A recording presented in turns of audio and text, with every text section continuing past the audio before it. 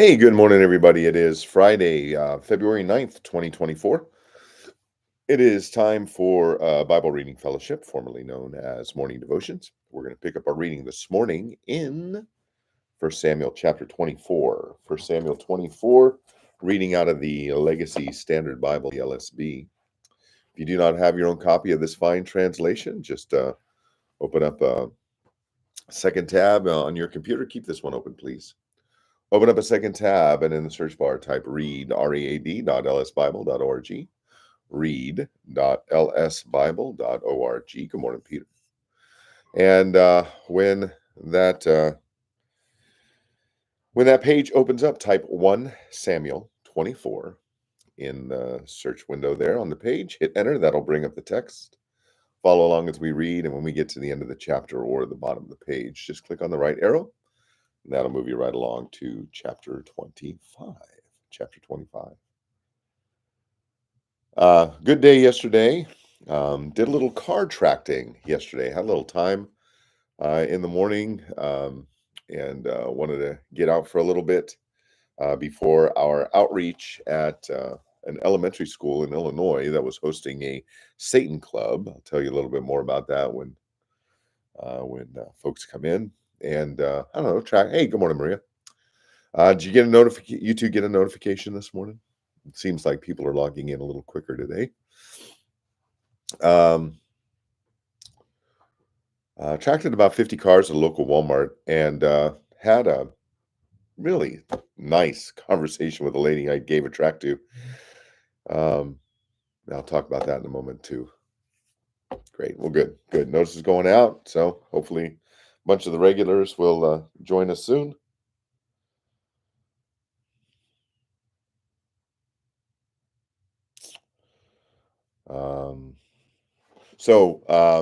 I'll mention it again, but a heads up, we're not going to be getting together tomorrow. Amanda and I are going on a weekend trip down to Missouri. And so we'll be leaving early tomorrow morning to meet a friend for lunch. And then we'll be coming back Sunday. We'll get back Sunday evening. So the next time we'll get together is Monday morning. And I'm going to a meeting today in Des Moines, about 2.5, 3 hours away. So I'll tell you a little bit more about that as soon as we see a few more familiar faces in the chat room.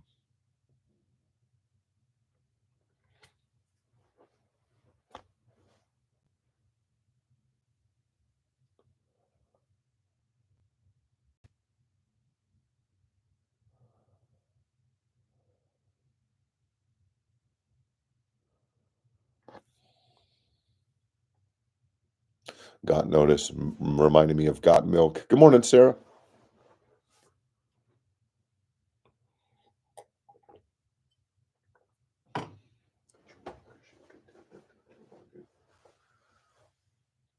Jewel of Christian contentment.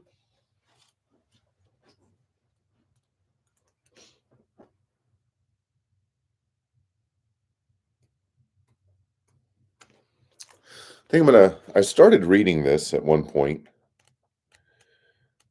I think I'm gonna start reading it today. Yeah, up through like 37, I made some notes. It's a Puritan paperback, written, it was written long ago, but in the Puritan paperback Puritan paperback series. Hi, Kathy. Written by Puritan Jeremiah Burroughs, called The Rare Jewel of Christian Contentment. The Rare Jewel of Christian Contentment. I think I'm going to start that today again.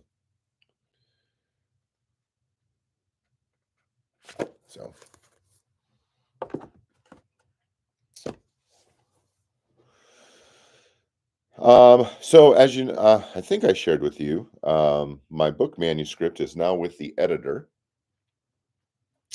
and she's hoping to finish. My brain and my tongue just aren't in sync. Reading's going to be interesting today. The editor has the manuscript. She's hoping to finish it by the first week of March. And the manuscript went out to 10 pastors outside my church. And I got my first recommendation for the book, official endorsement from a pastor yesterday. And he received the manuscript just 8 days ago. This man is, of course, a full-time pastor, um, not a new pastor, but new to this particular church. He was at a church and answered a call to another church, and the church needed a lot of shepherding. By all accounts, a wonderful church. Um, yeah, but they needed some shepherding, and so he's been new in that ministry, wife, kids, and he read all 417 pages in less than 8 days. And when he sent me his endorsement yesterday, I mean, I was shocked to get it. I wasn't. I've been kind of very gently, just like tapping a couple of the pastors and going, just hey, I have no expectations, but have you started? Have you started reading it yet? Any initial thoughts? And um, but he read the whole thing in 8 days, and I said, I'm shocked. I said, not that you could read that fast, but that you did read all of it in such a short amount of time, considering life and ministry for you. And he said, Tony, I couldn't put it down. So that was very humbling and encouraging. So first endorsement is in. And again, yeah, that was very, very encouraging. So, all right. Well, I do want us to get going here this morning. So let me share with you a couple of things. No, you know what? Why don't I stick to my guns here? And why don't I do exactly what I wanted to do for 2024, and that is to talk to you when I'm done reading. Let's try that today. Got I had a neat conversation with a lady at Walmart while tracting cars. I'll share with you. Um, I'll share with you the what took place at the outreach outside the elementary school that was hosting the Satan Club. And then I'll tell you about an important meeting I'm going to in Des Moines this evening. So let's begin our time in a word of prayer. Look at this. We're going to do it. Let's begin our time in a word of prayer. We will read. Oh, yeah. And wanted to also tell you about a ministry called Grace Gems. They send out emails that have just short little devotions, audios, that are encouraging. They've been around forever, it seems, and started getting the emails recently. And what was spurring me on this morning to pick up this book again was about a 3.5 minute teaching on contentment. That was really wonderful, and I'll share the link with you here. Kevin St. John, there he is, Kevin St. John. Wow. Hey, Kevin, I was just telling folks that got the first pastoral endorsement of my book yesterday. Someone actually read it from cover to cover in less than 8 days, and has endorsed the book. And so I'll tell you more about that later, Kevin. But but that was pretty cool. So, anyways, let's get to our reading. We are in 1 Samuel 24 today. 1 Samuel chapter 24, reading out of the Legacy Standard Bible, the LSB. And we'll begin with Spurgeon's morning devotion. And then, if you will stick around, I don't know how much time you have, brother, but Kevin is a bivocational pastor himself. Works 2.5 million hours a week, it seems, and then manages to co-pastor a congregation, Moose Mountain Reformed Baptist Church, Moose Mountain Reformed Baptist Church up in Saskatchewan, um, Canada. So if you have a mind to pray for a pastor today, pray for Pastor Kevin and his co-pastor, Pastor Peter, as they shepherd the flock up there and seek to rightly divide the word of God and minister to God's people. So I love my brother Kevin. All right, let's begin our time in a word of prayer and we will get started. Father in heaven, you are good. You are worthy of all praise and adoration. Father, your kindness is overwhelming, Father. Your, your patience is overwhelming. And I could testify to this in my own life. Father, your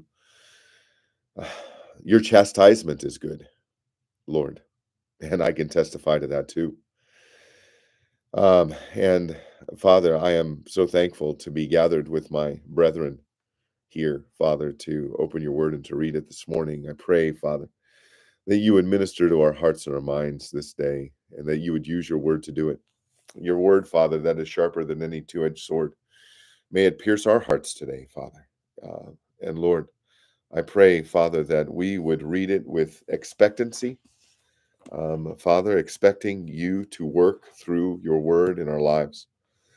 And Lord, that we would do so worshipfully. I pray for myself in particular and for all of us, Lord, that we would be free of distraction this morning, Lord, as we seek to worship you through the reading of your word. In Jesus' name, amen. Amen. All right. Spurgeon's morning devotion for this morning is drawn not too far from where we are right now, the next book over. Hey, John, good afternoon. 2 Samuel 5:23, which reads, "And David inquired of the Lord." Spurgeon writes, when David made this inquiry, he had just fought the Philistines and gained a signal victory. The Philistines came up in great hosts, but by the help of God, David had easily put them to flight. Note, however, that when they came a second time, David did not go up to fight them without inquiring of the Lord. Once he had been victorious, and he might have said, as many have in other cases, I shall be victorious again. I may rest quite sure that if I have conquered once, I shall triumph yet again. Wherefore should I tarry to seek at the Lord's hands? Not so David. He had gained one battle by the strength of the Lord. He would not venture upon another until he had ensured the same. He inquired, shall I go up against them? He waited until God's sign was given. Learn from David to take no step without God. Christian, if thou wouldst know the path of duty, take God for thy compass. If thou wouldst steer thy ship through the dark billows, put the tiller into the hand of the Almighty. Many a rock might be escaped, if we would let our Father take the helm. Many a shoal or quicksand we might well avoid, if we would leave to his sovereign will to choose and to command. The Puritan said, as sure as ever a Christian carves for himself, he'll cut his own fingers. This is a great truth. Said another old divine, he that goes before the cloud of God's providence goes on a fool's errand. And so he does. We must mark God's providence leading us. And if providence tarries, tarry till providence comes. He who goes before providence will be very glad to run back again. I will instruct thee and teach thee in the way which thou shalt go, is God's promise to his people. Let us then take all our perplexities to him and say, Lord, what wilt thou have me to do? Leave not thy chamber this morning without inquiring of the Lord. Amen. Amen. Yeah, that's been true in my life. Um, Getting out ahead of the Lord, trying to manipulate circumstances, trying to control things around me, and not inquiring of the Lord. Never a good thing. All right. 1 Samuel chapter 24, God's word tells us this. Now, when Saul returned from pursuing the Philistines, he was told, saying, behold, David is in the wilderness of En-Gedi. Then Saul took 3,000 chosen men from all Israel and went to seek David and his men in front of the rocks of the wild goats. And he came to the sheepfolds on the way where there was a cave. And Saul went in to relieve himself. Now David and his men were sitting in the inner recesses of the cave. Then the men of David said to him, "Behold, this is the day of which what Yahweh said to you, Behold, I am about to give your enemy into your hand, and you shall do to him as it seems good in your eyes." Then David arose and cut off the edge of Saul's robe secretly. And it happened afterward that David's heart struck him because he had cut off the edge of Saul's robe. So he said to his men, "Far be it from me, because of Yahweh, that I should do this thing to my Lord, the anointed of Yahweh, to send forth my hand against him, since he is the anointed of Yahweh." And David tore his men to pieces with these words, and did not allow them to rise up against Saul. And Saul arose, left the cave, and went on his way. Now afterward David arose and went out of the cave, and called after Saul, saying, "My lord the king!" And when Saul looked behind him, David bowed with his face to the ground and prostrated himself. And David said to Saul, "Why do you listen to the words of men, saying, Behold, David seeks to do you evil?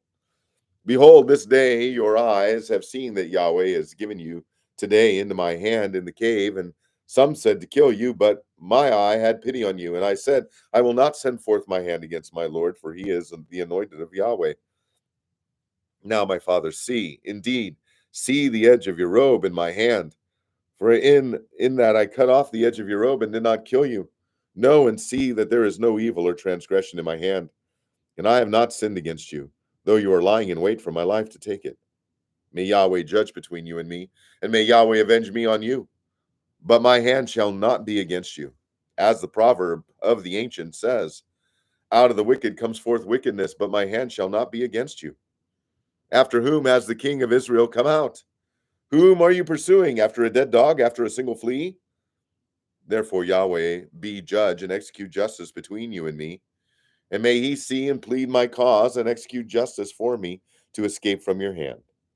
Now it happened that when David had finished speaking these words to Saul, Saul said, Is this your voice, my son David? Then Saul lifted up his voice and wept. And he said to David, You are more righteous than I, for you have dealt well with me. Pardon me.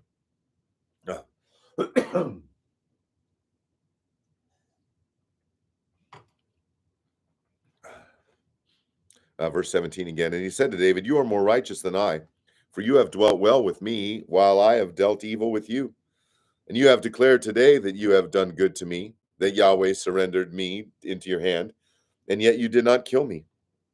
For if a man finds his enemy, will he let him go away safely? May Yahweh therefore reward you with good in return for what you have done to me this day. So now, behold, I know that you will surely be king, and that the kingdom of Israel will be established in your hand. So now swear to me by Yahweh that you will not cut off my seed after me, and that you will not destroy my name from my father's household. So David swore to Saul, and Saul went to his home, but David and his men went up to the fortress. Morning, Chris. Chapter 25.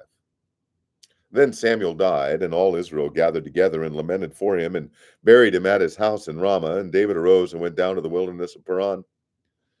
Now there was a man in Maon, whose work was in Carmel, and the man was very great, and he had 3,000 sheep and 1,000 goats. And it happened while he was shearing his sheep in Carmel, or Carmel. Now the man's name was Nabal, and his wife's name was Abigail. And the woman was good in insight and beautiful in appearance, but the man was harsh and evil in his dealings, and he was a Calebite. That David heard in the wilderness that Nabal was shearing his sheep. So David sent 10 young men, and David said to the young men, Go up to Carmel and come to Nabal and greet him in my name, and thus you shall say, Have a long life, peace be to you, and peace be to your house, and peace be to all that you have. So now I have heard that you have shearers. Now your shepherds have been with us, and we have not dishonored them, nor have they missed anything all the days they were in Carmel. Ask your young men, and they will tell you. Therefore let my young man find favor in your eyes, for we have come on a festive day. Please give whatever you find at hand to your servants and to your son, to David. Then David's young men came and spoke to Nabal according to all these words in David's name. Then they waited. But Nabal answered David's servants and said, Who is David? And who is the son of Jesse? There are many servants today who are each breaking away from his master. Shall I then take my bread and my water and my meat that I have slaughtered for my shearers and give it to men whose origin I do not know? So David's young men went back on their way and returned, and they came and told him according to all these words. Then David said to his men, "Each of you gird on his sword." So each man girded on his sword. And David also girded on his sword, and about 400 men went up behind David, and 200 stayed with the baggage. But one of the young men told Abigail, Nabal's wife, saying, "Behold, David sent messengers from the wilderness to greet our master, and he rushed at them angrily. Yet the men were very good to us, and we were not dishonored, nor did we miss anything as long as we went about with them while we were in the field. They were a wall to us, both by night and by day, all the time we were with them shepherding the sheep. So now know and see what you should do, for evil is decided against our master and against all his household, and he is such a vile man that no one can speak to him." Then Abigail hurried and took 200 loaves of bread and 2 jugs of wine and 5 sheep already prepared and 5 seahs of roasted grain and 100 clusters of raisins and 200 cakes of figs, and loaded them on donkeys. Then she said to her young men, Go on before me. Behold, I am coming after you." But she did not tell her husband Nabal. So it was happening as she was riding on her donkey and coming down by the hidden part of the mountain, that behold, David and his men were coming down toward her, and she met them. Now David had said, for surely for a lie I have guarded all that this man has in the wilderness, so that nothing was missed of all that belonged to him, and he has returned me evil for good. May God do so to the enemies of David and more also, if by morning I leave as much as one male of any who belong to him. Then Abigail saw David, so she hurried and dismounted from her donkey and fell on her face before David and bowed herself to the ground. And she fell at his feet and said, "Oh, on me alone, my lord, be the blame, and please let your maidservant speak in your ears, and listen to the words of your maidservant. Please do not let my lord pay attention to this vile man, Nabal, for as his name is, so is he. Nabal is his name, and wicked foolishness is with him. But I, your maidservant, did not see the young men of my lord whom you sent. So now, my lord, as Yahweh lives, and as your soul lives, since Yahweh has restrained you from shedding blood and from saving yourself by your own hand, so now let your enemies and those who seek evil against my lord be as Nabal. So now let this gift which your servant woman is brought to my lord, be given to the young men who went about with my lord. Please forgive the transgression of your maidservant, for Yahweh will certainly make for my lord an enduring house, because my lord is fighting the battles of Yahweh, and evil will not be found in you all your days. And should anyone rise up to pursue you and seek your life, then the life of my lord shall be bound in the bundle of the living with Yahweh your God. But the lives of your enemies he will sling out, as from the hollow of a sling. And it will be that when Yahweh does for my Lord according to all the good that he has spoken concerning you, and appoints you ruler over Israel, then this will not cause stumbling or a troubled heart to my Lord, both by having shed blood without cause and by my Lord having saved himself. When Yahweh deals well with my Lord, then remember your maidservant." Then David said to Abigail, "Blessed be Yahweh, the God of Israel, who sent you this day to meet me. And blessed be your discernment, and blessed be you, who have kept me this day from bloodshed and from saving myself by my own hand. Nevertheless, as Yahweh, the God of Israel, lives, who has restrained me from harming you, unless you had hurried and come to meet me, surely there would have been left to Nabal until the morning light as much as one male.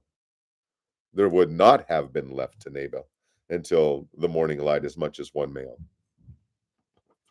So David received from her hand what she had brought him, and said to her, "Go up to your house in peace.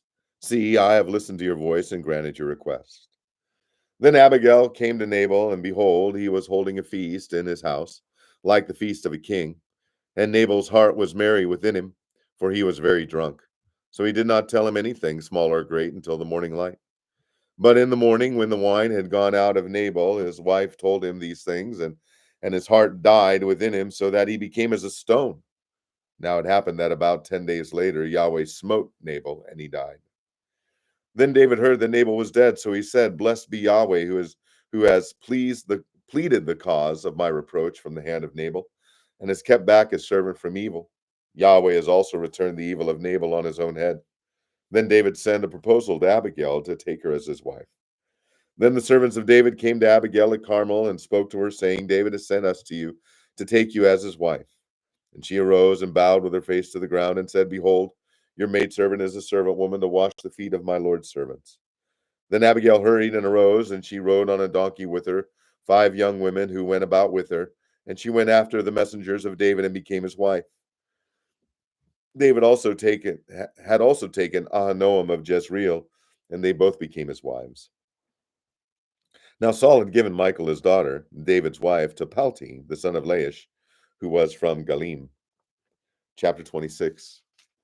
Then the Ziphites came to Saul at Gibeah, saying, "Is not David hiding in the hill, on the hill of Hachilah, which is before Jeshimon?" So Saul arose and went down in the wilderness of Ziph, having with him 3,000 chosen men of Israel, to search for David in the wilderness of Ziph. And Saul camped in the hill of Hachilah, which is before Jeshimon beside the road. Now David was staying in the wilderness, and he saw that Saul came after him into the wilderness. So David sent out spies and knew that Saul was certainly coming.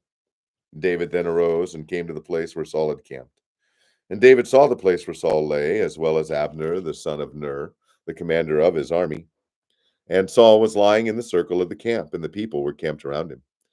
Then David answered and said to Ahimelech the Hittite and to Abishai, the son of Zeruiah, Joab's brother, saying, "Who will go down with me to Saul in the camp?" And Abishai said, "I will go down with you." So David and Abishai came to the people by night, and behold, Saul lay sleeping inside the circle of the camp with his spear stuck in the ground at his head, and Abner and the people were lying around him.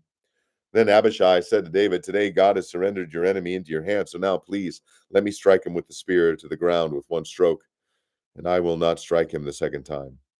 But David said to Abishai, "Do not destroy him, for who can stretch out his hand against the anointed of Yahweh and be without guilt?"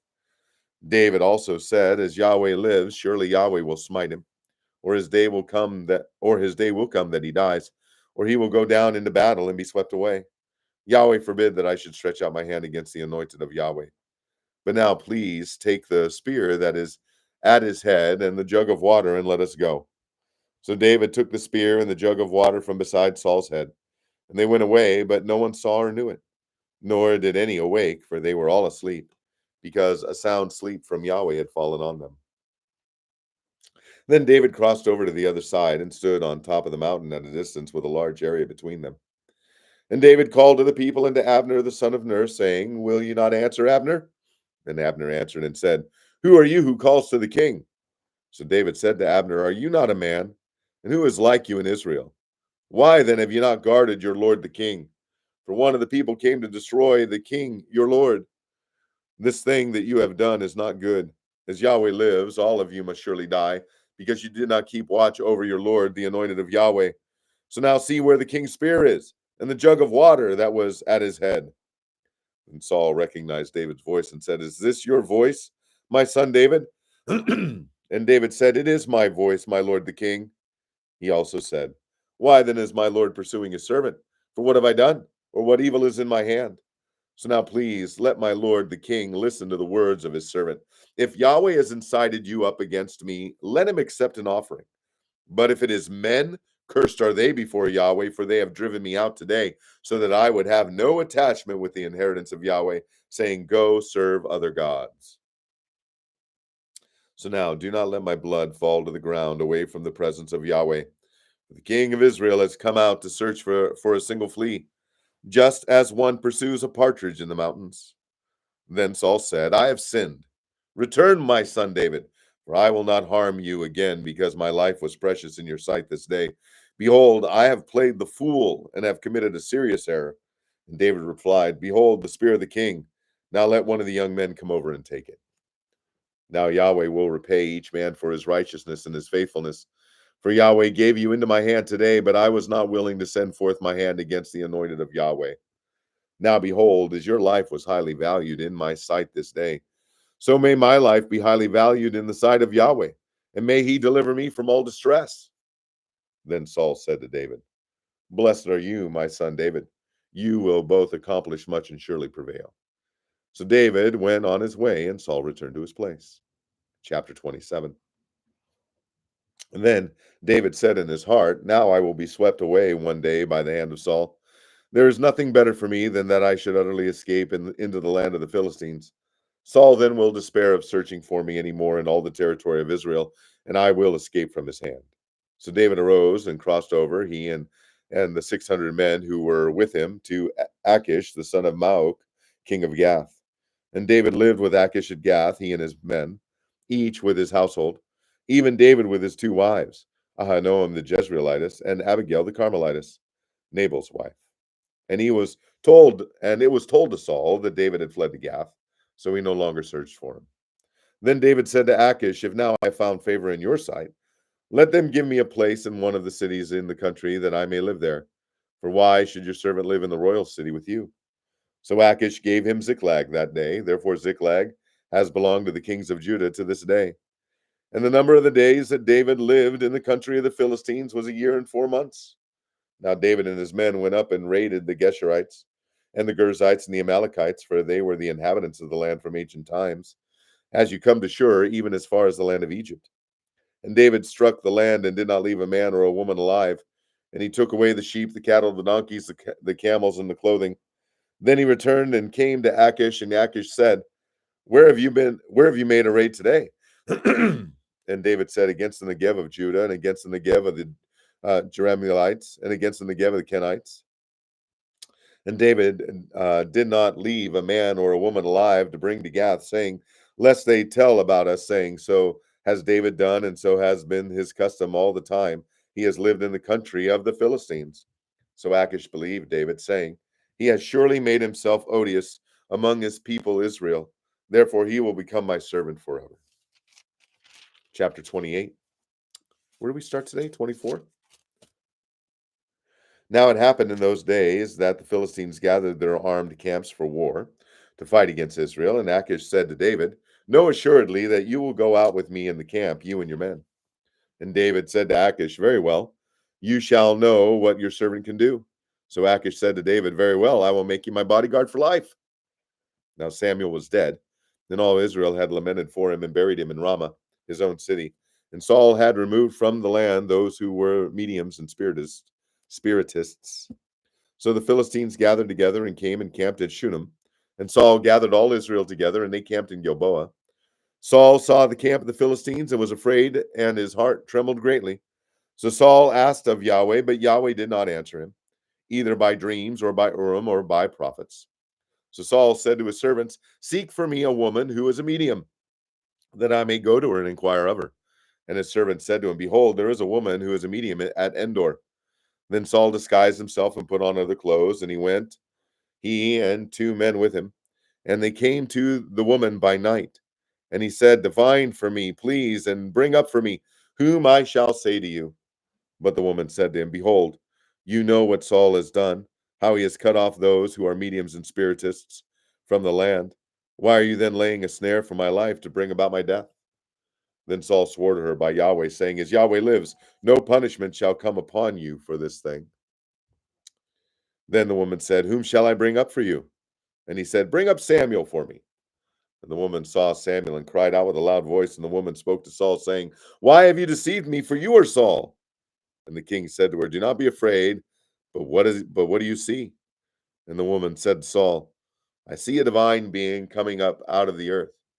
And he said to her, "What is his form?" And he said, "An old man is coming up, and he is wrapped with a robe." And Saul knew that it was Samuel, and he bowed with his face to the ground and prostrated himself. Then Samuel said to Saul, "Why have you disturbed me by bringing me up?" And Saul answered, "I am greatly distressed, for the Philistines are waging war against me, and God has turned away from me and no longer answers me, either by the hand of the prophets or by dreams. Therefore I have called you, that you may make known to me what I should do." And Samuel said, "Why then do you ask me, since Yahweh has turned away from you and has become your adversary? So Yahweh has done accordingly as he spoke by my hand. For Yahweh has torn the kingdom out of your hand and given it to your neighbor, to David.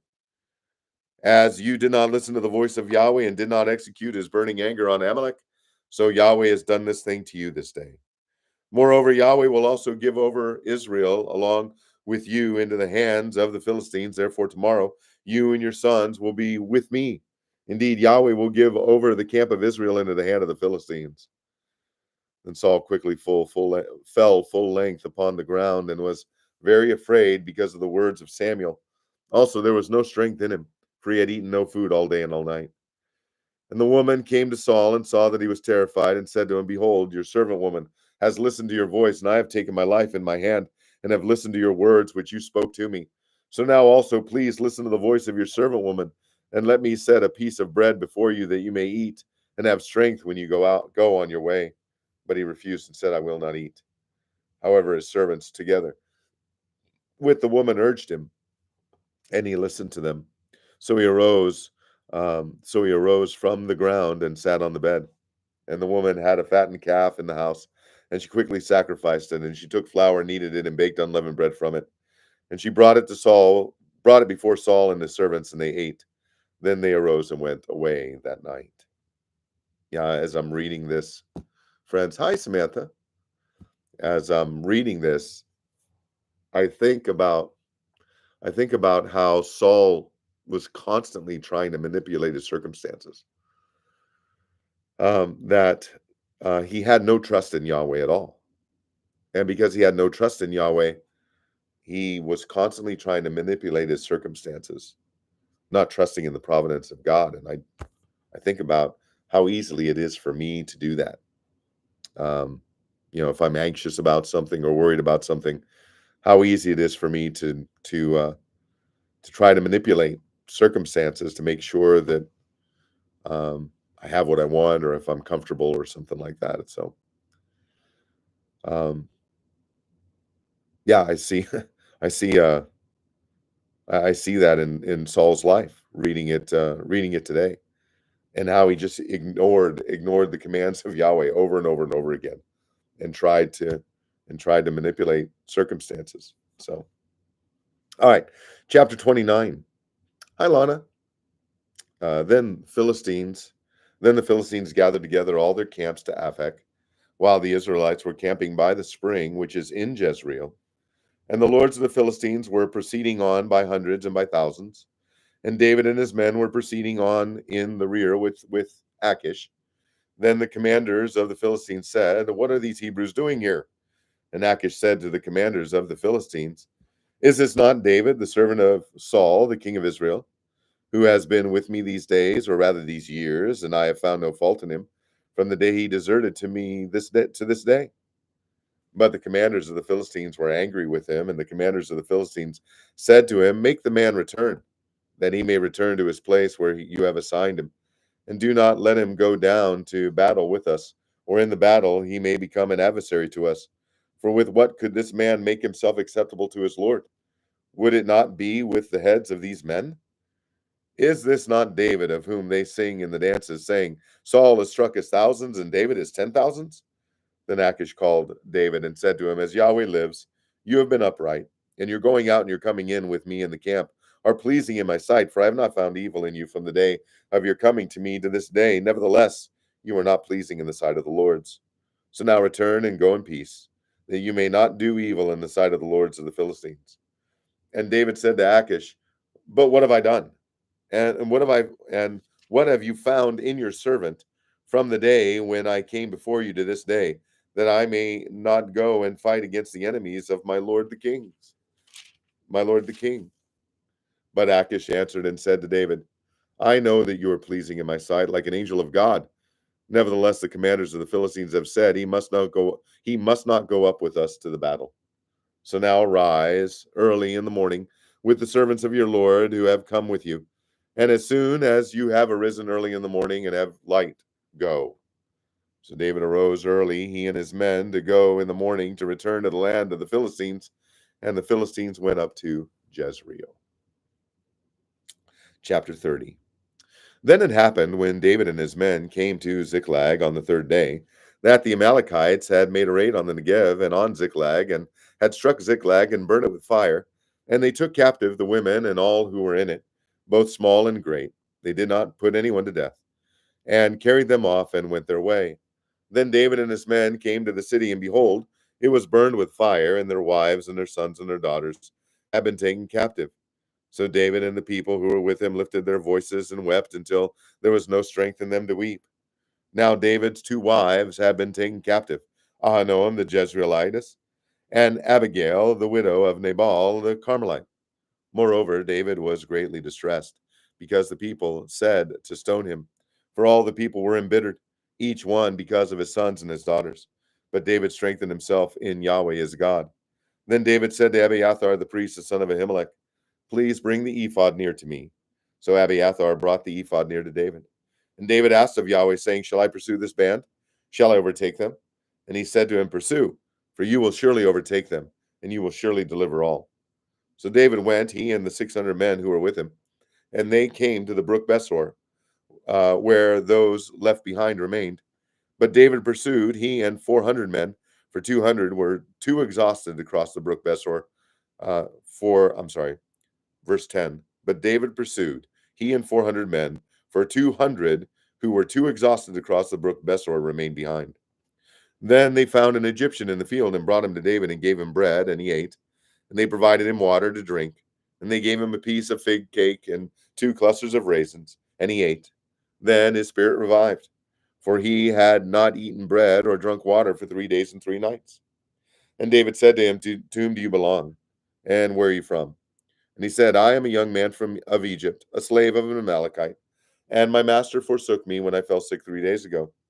We made a raid on the Negev of the Cherethites, and on that which belongs to Judah, and on the Negev of Caleb, and we burned Ziklag with fire.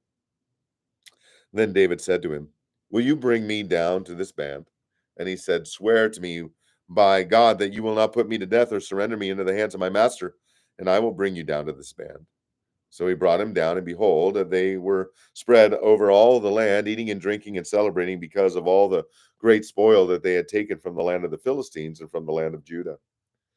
Then David struck them down from the twilight until the evening of the next day, and not a man of them escaped except 400 young men who rode on camels and fled. So David delivered all that the Amalekites had taken and delivered his 2 wives. Indeed, nothing of theirs was missing, whether small or great, sons or daughters, spoil or anything that they had taken for themselves. David brought it all back.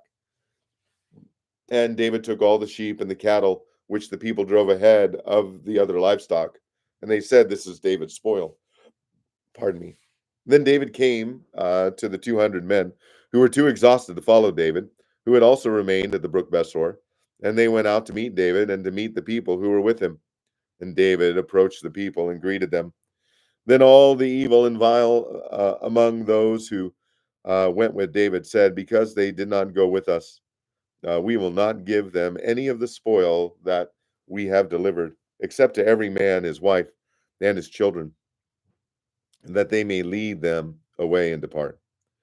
Then David said, You must not do so, my brothers, with what Yahweh has given us, who has kept us and given into our hand the band that came against us. And who will listen to you in this matter? For as is the portion of the one who goes down to the battle, so shall the portion be of the one who remains by the baggage. They shall be apportioned together.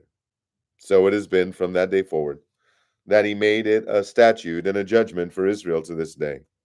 Then David came to Ziklag and sent some of the spoil to the elders of Judah, to his friends, saying, Behold, a gift for you from the spoil of the enemies of Yahweh, to those who were in Bethel, and to those who were in Ramoth of the Negev, and to those who were in Jatir, and to those who were in Aroer, and to those who were in Sipmoth, and to those who were in Eshtemoa, and to those who were in Rakal, and to those who were in the cities of the Jerahmeelites, and to those who were in the cities of the Kenites, and to those who were in Hormah, and to those who were in Bor Ashan, and to those who were in Athak, and to those who were in Hebron, and to all the places where David himself and his men went about. Chapter 31. Now the Philistines were fighting against Israel, and the men of Israel fled from before the Philistines and fell slain on Mount Gilboa. And the Philistines closely pursued Saul and his sons. And the Philistines struck down Jonathan and Abinadab and Malchishua, the sons of Saul. And the battle became heavy against Saul, and the archers hit him, and he was badly wounded by the archers. Then Saul said to the armor bearer, Draw your sword and pierce me through with it, lest these uncircumcised come and pierce me through and abuse me. But his armor bearer was not willing, for he was greatly afraid. So Saul took his sword and fell on it. Then his armor bearer saw that Saul was dead, so he also fell on his sword and died with him. Thus Saul died with his 3 sons, his armor bearer, and all his men on that day together. Then the men of Israel who were on the other side of the valley with those who were beyond the Jordan, saw that the men of Israel had fled, and that Saul and his sons were dead. So they forsook the cities and fled, and the Philistines came and lived in them. Now it happened on the next day that the Philistines came to strip the slain, and they found Saul and his 3 sons fallen on Mount Gilboa.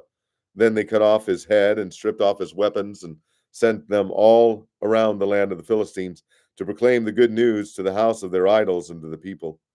And they placed his weapons in the house of Ashtaroth and fastened his body to the wall of Bethshan. Then the inhabitants of Jabesh Gilead heard what the Philistines had done to Saul. So all the valiant men arose and walked all night, and took the body of Saul and the bodies of his sons from the wall of Bethshan. And they came to Jabesh and burned them there. And they took their bones and buried them under the tamarisk tree at Jabesh, and fasted 7 days. So that's 8. Is that 8 chapters? We'll read 2 Samuel chapter 1. How are we doing on time? Oh, wow. Oh, we're actually doing pretty good. Let's keep going, huh? You guys up for it? I still got a couple of things I'd like to share with you.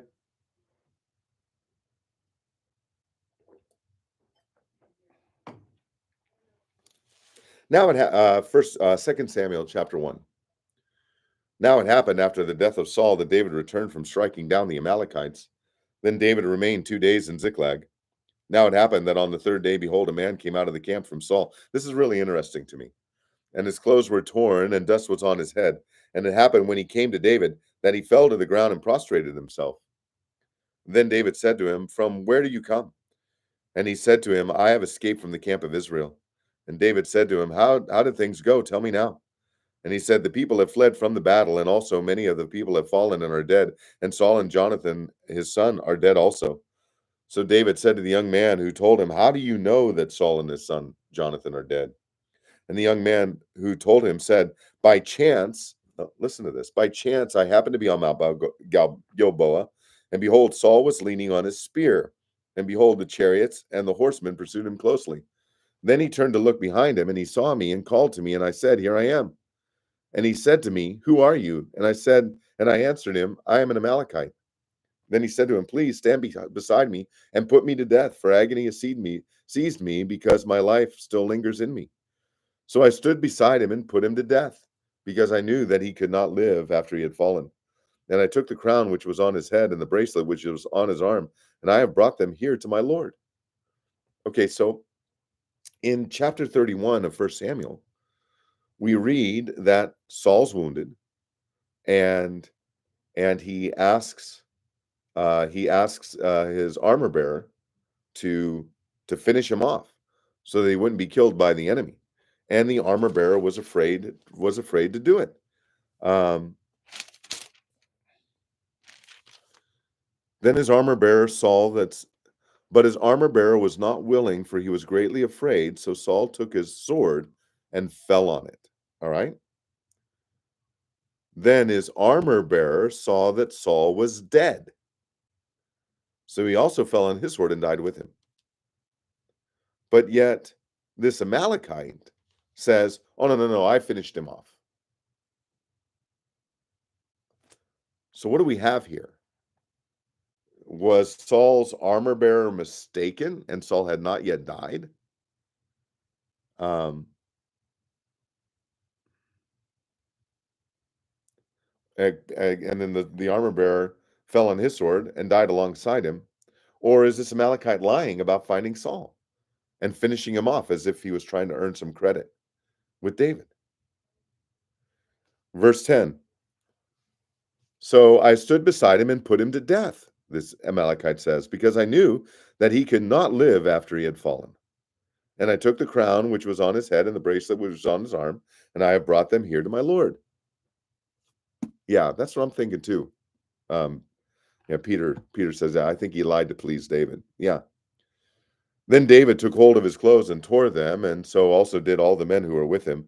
And they lamented and wept and fasted until evening for Saul and his son Jonathan, and for the people of Yahweh and the house of Israel, because they had fallen by the sword. And David said to the young man who told him, "Where are you from?" And he answered, "I am the son of a sojourner, an Amalekite." Then David said to him, "How is it that you are not afraid to send forth your hand to destroy the anointed of Yahweh?" And David called one of the young men and said, "Approach and fall upon him." So he struck him and he died. And David said to him, "Your blood is on your head, for your mouth has answered against you, saying, I have put the anointed of Yahweh to death." I think Peter's right. I think this young Amalekite thought that he was going to somehow get David to spare his life if he said, "Hey, I killed your enemy. I killed Saul." Yeah, bad move. Again, someone trying to manipulate. Verse 17, then David chanted with his funeral lament over Saul and Jonathan, his son. And he told them to teach the sons of Judah the song of the bow. Behold, it is written in the book of Jasher. Your beauty, O Israel, is slain on your high places. How have the mighty fallen? Tell it not in Gath. Proclaim it not in the streets of Ashkelon. Lest the daughters of the Philistines be glad. Lest the daughters of the uncircumcised exult. O mountains of Gilboa, let not dew or rain be on you, nor fields of offerings. For there the shield of the mighty was defiled, the shield of Saul, not anointed with oil, from the blood of the slain, from the fat of the mighty. The bow of Jonathan did not turn back, and the sword of Saul did not return empty. Saul and Jonathan, beloved and pleasant in their life, and in their death they were not separated, and they were swifter than eagles. They were mightier than lions. O daughters of Israel, weep over Saul, who clothed you luxuriously in scarlet, who put ornaments of gold on your clothing. Uh, how have the mighty fallen in the midst of the battle? Jonathan is slain on your high places.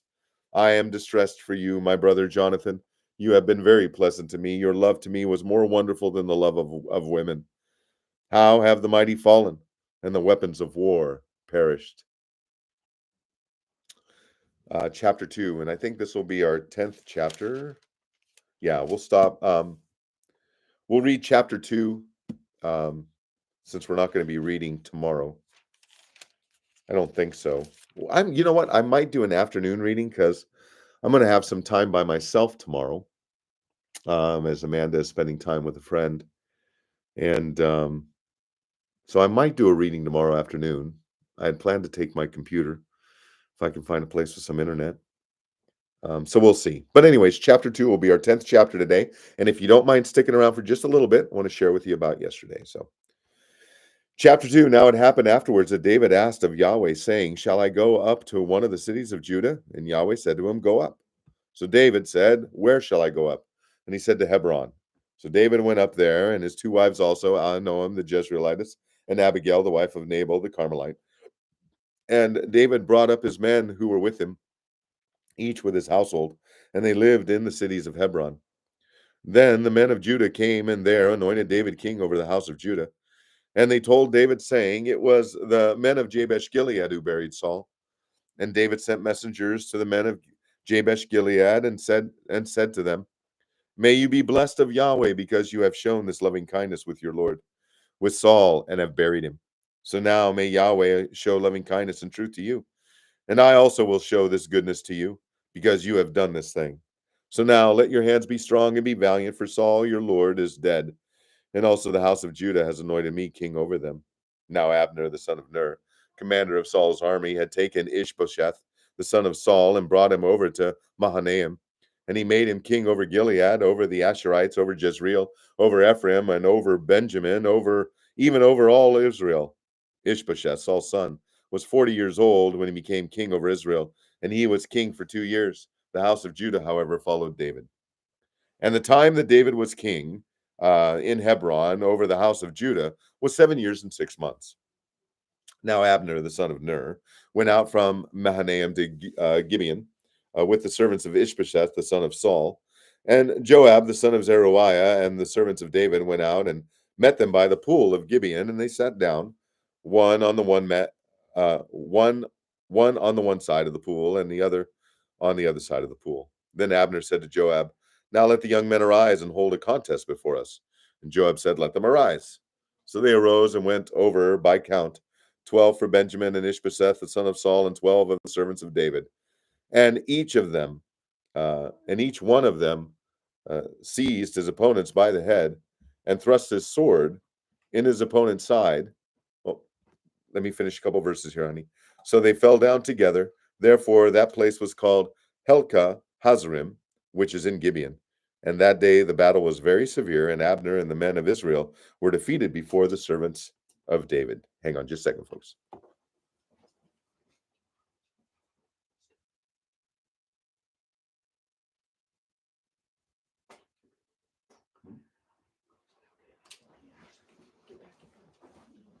Great. Verse 18. Now the three sons of Zeruiah were there, Joab and Abishai and Asahel. And Asahel was as swift-footed as one of the gazelles which is in the field. And Asahel pursued Abner and did not turn to the right or to the left from following Abner. Then Abner turned to look behind him and said, "Is that you, Asahel?" And he answered, "It is I." So Abner said to him, "Turn to your right or turn to your left and seize one of the young men for yourself and take for yourself his spoil." But Asahel was not willing to turn aside from following him. And Abner repeated again to Asahel, "Turn aside from following me. Why should I strike you to the ground? How then could I lift up my face to your brother Joab?" However, he refused to turn aside. Therefore Abner struck him in the belly with the butt end of the spear, so that the spear came out of at his back, and he fell there and died on the spot. And it happened that all who came to the place where Asahel had fallen and died stood still. But Joab and Abishai pursued Abner. Now the sun was going down, and they came to the hill of Ammah, which is in front of Giah, by the way of the wilderness of Gibeon. And the sons of Benjamin gathered together behind Abner and became one band, and they stood on the top of a certain hill. Then Abner called to Joab and said, "Shall the sword devour forever? Do you not know that it will be bitter to the end? How long will you refrain from telling the people to turn back from following their brothers?" And Joab said, "As God lives, if you had not spoken, surely then the people would have only gone away in the morning, each from following his brother." So Joab blew the trumpet, and all the people stood still and pursued Israel no longer, nor did they continue to fight any more. But Abner and his men then went through the Arabah all that night. So they crossed the Jordan, walked all morning, and came to Mahanaim. Now Joab returned from following Abner, and he had gathered all the people together, and 19 of David's servants besides Asahel were missing. But the servants of David had struck down many of Benjamin and Abner's men, so that 360 men died. And they took up Asahel and buried him in his father's tomb, which was in Bethlehem. Then Joab and his men went all night until the day dawned at Hebron. All right. Uh, hmm. All right, we're going to stop reading there.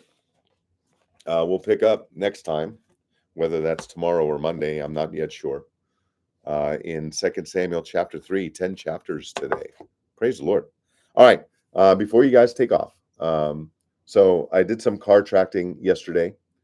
Had a wonderful conversation with a lady in the parking lot. I had handed her a tract as I was walking past her. She continued on to the store. I kept tracking cars. I just happened to look toward the entrance to the store, and the lady was walking back, waving the card and wanting to talk to me. And I thought, well, my first thought was, oh, she wasn't happy with this, but she didn't seem too upset. And she approached and said, I saw the front of this card, and I remember standing there. It was the tract with malice toward none, and as a picture of I originally made them for the 4th of July outreaches, but I just use them. I have a lot of them, and so I just use them whenever I can, and often stick them in the card readers at gas stations. So, where am I going? Oh, anyways, she said I had. She pointed to a spot there, on the steps of the Lincoln Memorial, and said, "Yeah, I remember standing right there." And I said, and then there's a block, a tall block. I'm not sure how to describe it exactly, but Bobby McCreary and I stood atop that and preached the gospel in the open air. years ago. Went out there with Cy Ten Kate and some of the folks from Baltimore Bible Church, and my son-in-law Donnie, and daughter Michelle, and John John Pricer from the church. We all went out there for Law Enforcement Memorial Week, and did ministry there in Washington D.C. and we spent some time preaching there, anyways. And she started to read the back of the tract you gave me, and she shares with me this story that she has this heart condition that literally her heart will just stop and she just drops dead. And it um, because of that, they've installed a pacemaker and a defibrillator, and so that when her heart stops, it'll start again. And um, and um, and so I think she had just come from a doctor or something like that, and had a good report. And she lives on the other side of the river, and she just started driving around, and she really didn't have any reason to be at Walmart. And I just decided yesterday morning, well, I got a little bit of time, I'm going to go do something. I was getting a little stir crazy sitting around the house. And so I decided to go track some cars at Walmart, pray for the church family. And so she shares with me the story. I just want to share this with you. So many believers are afraid of dying, and we shouldn't be afraid of dying. I'm not afraid of dying anymore, because, basically she has died. Not that she's died and gone to heaven and come back. None of that crazy journey stuff. But literally her heart has stopped. She was clinically dead and had to be revived. It's happened more than once in her life. And she said Christians really shouldn't be afraid of dying. And and that just really ministered to me. And I said, you're right.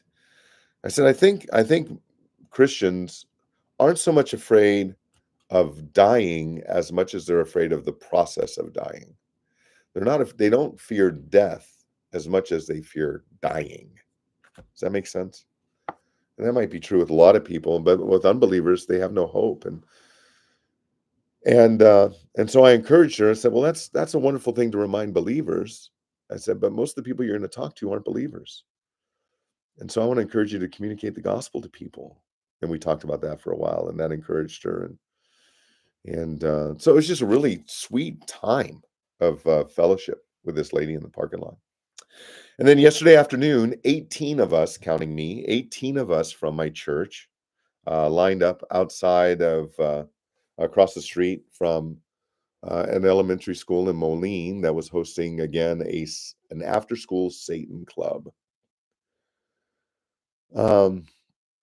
And we had everyone was holding a gospel sign of some kind. So all the parents coming in and out of the school, the kids, were seeing all kinds of gospel truth. And pardon me. And we gave away 8 Bibles. 3 children walked up coming home from school. The crossing guard was just cackling at us and heckling us the whole time, telling children, don't talk to them, don't talk to them. Whatever you do, don't talk to them. So wicked. But yet 3 children asked for Bibles. And then the other 5 went to people driving by, because I had the A-frame sign set up. There were some other there were people there from another group, but they professed to be Christians, but it seemed like they were more political than spiritual. They did pray. They did spend some time praying and that. So I don't know, but yeah, nice people, nice people. But yeah, the gospel went out. Lots of tracts went out. My son-in-law, Donnie, handed out lots of tracts to parents and students. As far as we could tell, there were 2 people leading the club, and we think there were only 2 kids there, and they were their kids. They were their kids, because the kids came in with them, and the kids left with them in their car, and so when we were there a year or 2 ago, there was only 3 or 4 kids total there. So it's not like a lot of kids are staying, and they're really just trying to make a point. But it's evil, it's wicked. Was able to put the gospel into the hands of a couple of police officers who were there. Stand by.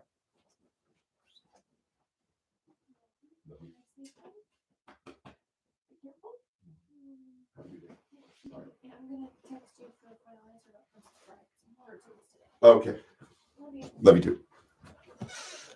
So that was a good outreach. That was a really good outreach. Looks like they're going to be there every other Thursday for the rest of the school year, and so we'll be deciding whether or not we're going to be out there every time that group meets. So, lastly, I'm heading out to Des Moines today. Pastor Mike's already on his way. Um, he's got another meeting there with someone, and Brother Matthew and I will be driving out together for a meeting tonight, led by Jeff Durbin of Apologia Church. And the purpose of the meeting is to draw pastors in Iowa, as a new piece of legislation has either started or is going to be heading through our state government. And of course, that legislation is to abolish abortion in Iowa. So we're going to that meeting, see what, if anything, our church can do to help. And so that'll be a long day. It's about a 2.5 hour, 3 hour drive out there. I probably won't get home till about midnight. Lord willing, I'll get a little bit of sleep before making a 5 hour drive tomorrow morning down to Missouri. So that's what I wanted to share with you today. Hey, thank you for joining me. Thanks for sticking around. 10 chapters today, folks. That's wonderful. I hope you all have a blessed day in the Lord. I might see you tomorrow afternoon. I might be sitting in a mall or a coffee shop or someplace.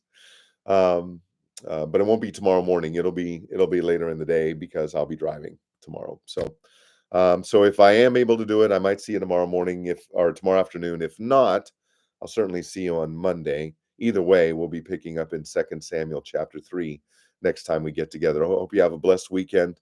Hope you have a wonderful Lord's Day.